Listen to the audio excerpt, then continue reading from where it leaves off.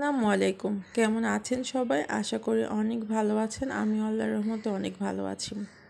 নতুন আরেকটি ভিডিও নিয়ে চলে আসলাম। দেখতে দেখতে কিন্তু 2024 সাল শেষ হয়ে যাচ্ছে। আর এই 24 সালে আপনি কি পেয়েছেন আর কি হারিয়েছেন অবশ্যই কিন্তু আমাকে কমেন্ট করে জানাবেন।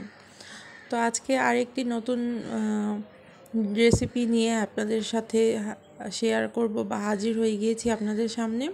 তো এখানে ফার্স্টে একটা বোলের মধ্যে আমি কিছু বাঁধাকপি কেটে নিয়েছি বা কুচি করে নিয়েছি। দেন হচ্ছে এখানে কিছু আলু আমি কুচি করে নিয়েছি।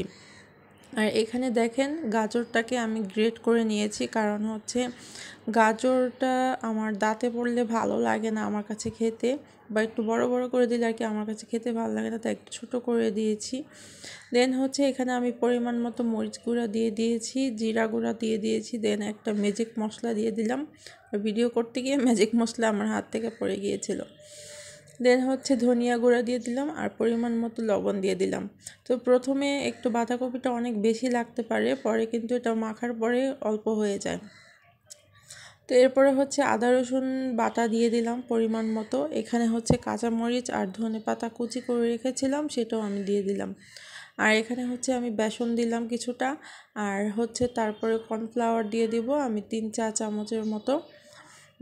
তো এই তো দেখে নিচ্ছেন, আপনি কিন্তু কর্নফ্লাওয়ারের বদলে চাইলে কিন্তু চালের গুঁড়াটা দিতে পারেন, সেটাও কিন্তু এই পাকোড়াটা কিন্তু অনেক বেশি ক্রিস্পি হয়।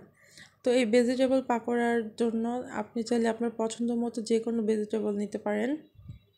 দেন হচ্ছে এখানে আমি পেঁয়াজ কুচি দিয়ে দিয়েছি। তো সব কিছু একত্রে মেখে নেব। কিছুটা মাখার পর আমি একটা ডিম দিয়ে দেব। তো এই যে দেখেন, এতগুলো মনে হচ্ছে যে আমি মাখতেই পারছিলাম না, এরকম মনে হচ্ছিল। কিন্তু লবণ দিয়ে যখন আপনি বাঁধাকপিটা বা পুরো সবজিগুলো আপনি মিক্স করবেন, তখন দেখবেন এটা কিন্তু অল্প অল্প করে মানে একদম অল্প হয়ে যাবে, বা এটা থেকে পানি ছেড়ে দেবে সবজিটা থেকে, তখন কিন্তু অল্প হয়ে যাবে। তো এই তো একটা ডিম দিয়ে এখন আমি খুব ভালোভাবে এই সবজিটাকে আমি মিক্স করে নেব। দেন হচ্ছে এই যে দেখেন খুব সুন্দর করে মিক্স হয়ে গিয়েছে। আর প্রথমে দেখেছিলেন না যে বোলটা ভরে গিয়েছিল, এখন মাখতে পারছিলাম না, এখন দেখেন কতটুকু হয়েছে। এরপরে চুলায় আমি একটা কড়াই বসিয়ে দিয়েছি, সেই কড়াইটা একটু তেল দিয়ে আমি গরম করে নিয়েছি। এরপরে ছোট ছোট করে আমি হচ্ছে এই ভেজিটেবল পাকোড়াগুলো বা সবজি পাকোড়াগুলো আমি ভেজে নিচ্ছি। তো এটা হচ্ছে মিডিয়াম আঁচে ভাজতে হবে, যেহেতু সবগুলা সবজি কিন্তু এখানে কাঁচা, আলুটাও কাঁচা, বাঁধাকপি কাঁচা, দেন হচ্ছে গাজরটাও কাঁচা, তাই মিডিয়াম আঁচে আপনাকে উল্টিয়ে পাল্টিয়ে ভেজে নিতে হবে। তো সবগুলো আমি এভাবে ভেজে নিচ্ছি, আর ভাজারটা আর দেখালাম না। এরপরে দেখেন এখানে একটা হাফ প্লেটের মধ্যে এখানে আমি কিছুটা পাকোড়া নিয়ে নিয়েছি। তো আপনি যদি আমার চ্যানেলে নতুন হয়ে থাকেন অবশ্যই আমার চ্যানেলটি সাবস্ক্রাইব করে দেবেন, পাশে থাকা বেল আইকনটি প্রেস করে দিবেন। আর ভিডিওর কোনো অংশ ভালো লাগলে অবশ্যই লাইক কমেন্ট শেয়ার করে দিবেন। তো এখানে আমি হচ্ছে কিছু পাউরুটি বানিয়েছিলাম, আর পাউরুটিটা মাশাল্লাহ আলহামদুলিল্লাহ কত সুন্দর হয়েছে, কালারটাও সুন্দর হয়েছে, আর পাউরুটিটা ফুলেছে কতটা।